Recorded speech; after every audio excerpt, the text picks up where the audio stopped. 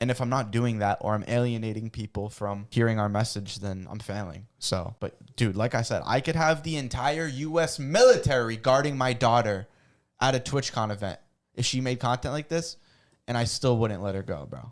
Just because I know how freaky that audience is. Grown men who are simps are the scariest. Yeah, dude, I don't know. Like, if anyone that watches these female streamers, like, they need to be put on a watch list too. But we're worried about mosques and people praying. It's just so stupid, bro. What's the live about today? We were just reacting to a bunch of current stuff, you know what I'm saying? What are your thoughts on Tate now? I don't have any thoughts on Tate, to be quite honest with you. I don't follow him. I don't watch his content. He does his thing. I don't care what he's up to be quite honest with you. I have no idea what he's up to, actually. I don't know the last time he streamed. I don't even see his posts like that anymore. Are you guys Sonny and Beck related? Nah, we're not related. We're just friends. Like, do any of you guys watch Tate? Like, well, I don't want his life, you know? Something that Tate said was you should watch people's content that, you know, you want to be like them. You know, consume the knowledge of someone that you want to be like. Adopt it. You know, naturally, you're a product of the 5 people you spend the most time around. And that also translates to consuming content. It goes into your subconscious and it manifests through your actions and your words. And if I don't want his life, then what's the point of watching him? You get what I'm saying? Like, yeah, bro, especially like after that stuff with him, like on Christmas, it was just weird, bro. Like and then he attacked Muslims on, what was it? The PBD podcast, where it wasn't even a Muslim doing the attack he blamed the Muslims for. And then he didn't take his statement back, which is just like, it's just weird, bro. Something doesn't add up there. Were you a part of the real world? No, I wasn't a part of the real world. I already made millions of dollars before I ever found out about Tate. So I wasn't about to buy a $50 course on how to make money with drop shipping. I was already past that. Sonny, have you seen the apostate prophet's divorce? Dude, I haven't. I heard a little bit about it, but I'm really trying to stay away from all those guys, dude. Like the God Logics, the Schumans, the David Woods, like they're just honestly like a garbage part of the internet that I want nothing to do with. One of them just like tried to set up a debate with me earlier today, and I have no interest in that at all. So if any of you are watching this, don't even waste your breath trying to get me to debate you guys. Debate is harmful at its core. I think it's completely haram. The Islamic dilemma, like it's so brain dead, dude. It's so brain dead. It's been disputed literally thousands of times, and they still want to keep pushing their lies. I hate the negative energy from the Christian debaters. It makes me sick. Yeah, and there's a lot of Muslim debaters who aren't the best either. Like both sides. It brings out the worst of people. If I were to debate, I'd keep it very, very simple. Is God all-knowing? Yes or no? Yes, he's all-knowing. Okay, Jesus didn't know the hour. What else do you need to know? It's that simple. I had a tweet recently about Paul, and whenever Christians like ask me about like corruption in the Bible, yo, soldier, don't clip this stuff. I don't want all these religious things going up. But I just, unless it's a really good clip, then whatever. But someone tweeted, Muhammad was actually in the Bible, Matthew 7, verse 15. And he said unto them, beware of false prophets. And then I retweeted, the irony of this statement is palpable.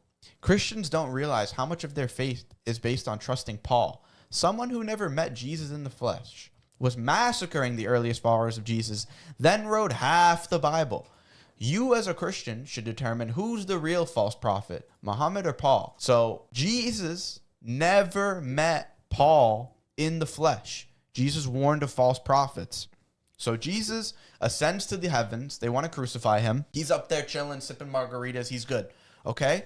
Now, he warned of the false prophets.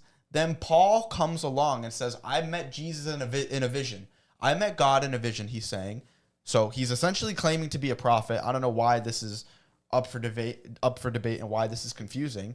And then he's speaking on behalf of Jesus from a vision. So you would have to hold that criteria upon to Paul as well. Is Paul a true or a false prophet? You're following Paul more than you're following Jesus. Like that's what they don't understand. That's what they don't understand. And another big point that the Christians like to make is they love the Gospels because these are historical accounts of people at the time of Jesus.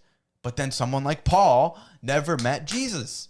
So he has just about as much weight speaking on Jesus as the prophet Muhammad, peace be upon him. So that's what I'm saying. You just have to determine then who's actually the real prophet and who's the false prophet.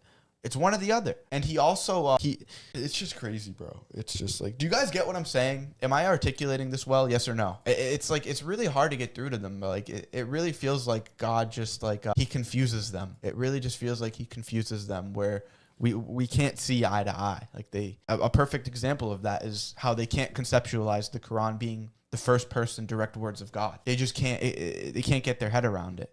And I think it's because I think that really does stem from the heart. If people's intentions aren't in the right place, God won't allow them to see the truth. And if you don't submit to God, he's not gonna give you knowledge. You have to first submit for God to then give you wisdom. He doesn't give it to the disbelievers and the people whose hearts are cold. You guys are left astray, confused. They're not being genuine. Paul even had beef with the disciples, but that's what I'm saying. Like, Paul directly contradicted Jesus.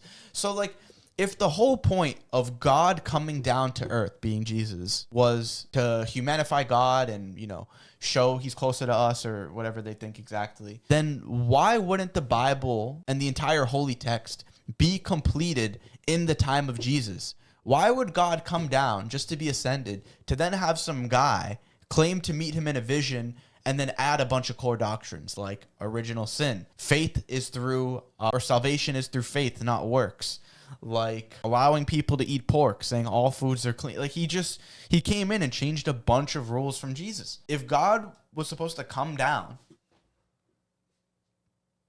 and guide humanity, why wouldn't God get it done while he's on earth? Why would he wait to... Makes no sense, bro. It just makes no sense. I can't wrap my head around it. I mean, look at Zerka's response to you. Just to... they always use logical fallacies. Look at this. So then Zerka responded in my post. He said, you believe you will receive 72 virgins in the afterlife. Jesus Christ is the truth. So it's just another logical fallacy. Rather than addressing the point that I made, he mentions hadith. Like, is that even true? Like the 72 virgins thing? Like I honestly don't even know about that. They always love to pull the things about Islam that like I don't even know. Like I had a family member mentioning taqiyya to me, and I was like, what? What is that?